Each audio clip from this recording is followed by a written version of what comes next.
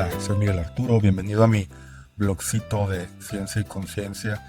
Y en este video quiero compartir una reflexión que me acompañó durante muchos años de trabajo personal y participación en grupos, formaciones, programas de psicología y espiritualidad durante al menos 20 años. Es observar cómo las personas a través del trabajo personal vamos descubriendo características emocionales que nos conforman y de las que no teníamos idea. Que aparece la soledad que ha estado ahí por décadas, que aparece la vergüenza que ha estado ahí por décadas, que aparece la envidia que ha estado ahí. Características, emociones, patrones han estado gobernando partes importantes de nuestra vida sin darnos cuenta. La mayoría de nosotros creemos que nos conocemos bastante bien. Sabemos quiénes somos, qué sentimos, por qué hacemos lo que hacemos, cuáles son nuestros valores, cuáles son nuestras motivaciones, o al menos eso es lo que creemos. Una y otra vez observamos que personas muy inteligentes, educadas y que llevan años en terapia, de repente descubren emociones que nunca habían reconocido. Y hablando con mi ejemplo personal, yo he descubierto vergüenza en mí que ha estado ahí por décadas, y si antes me hubieran preguntado si yo era una persona avergonzada, hubiera dicho que no. Lo mismo con el resentimiento, lo mismo con la envidia. A mí me ayudaron mucho de manera personal los 12 pasos porque esos te sacan al resentido siempre. Pero darme cuenta que yo era un hombre resentido por muchas décadas y que mi vida estaba basada en el resentimiento fue una sorpresa inmensa. Porque yo nunca me hubiera dado por enterado que yo era un resentido. Y lo interesante es que todas estas emociones no aparecen de repente, siempre estuvieron ahí.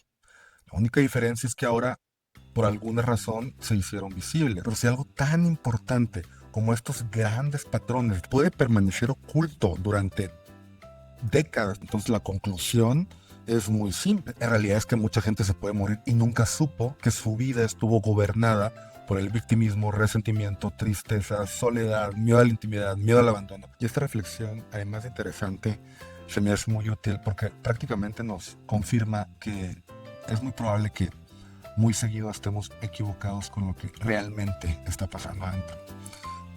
Se supone que con el tiempo voy quitando capas y voy dándome cuenta con más precisión de cuál es mi estado interno. Sin embargo, me sigue sorprendiendo el dinamismo de este autoconcepto. Entonces, todas estas emociones, por ejemplo, la vergüenza, siempre la podemos definir.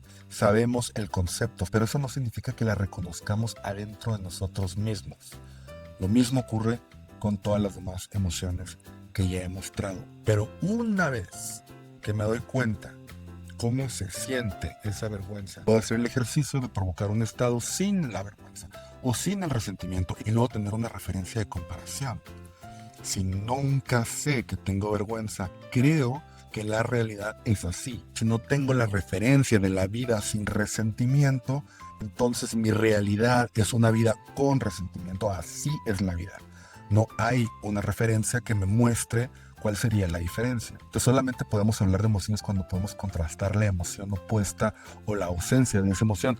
Pero si no tenemos estas referencias, no sabemos qué es lo que está pasando. Yo a estos tres, envidia, resentimiento y vergüenza, les llamo las emociones escurridizas porque casi nadie sabe que las tiene. La cosa continúa cuando nos miramos unos a otros.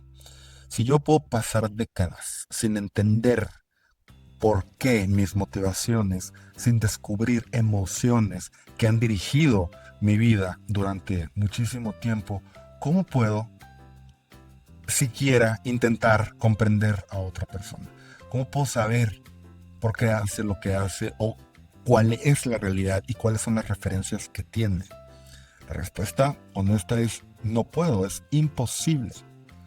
Si ni siquiera podemos llegar a comprender la nuestra.